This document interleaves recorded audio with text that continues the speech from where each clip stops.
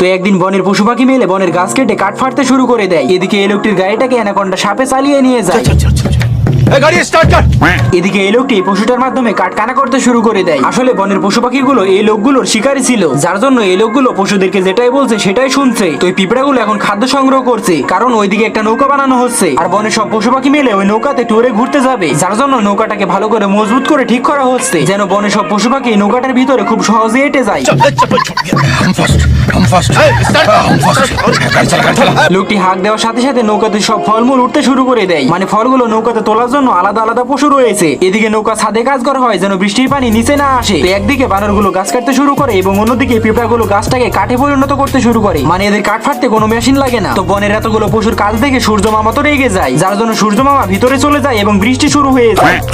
তো বৃষ্টি আসতে আসতে উপরে মেঘ ঝিলকাতে শুরু করে দেয়, যার জন্য এই লোকগুলো বাঁশি বাজিয়ে বনের সব পশু পাখিকে ডাকতে শুরু করে দেয়।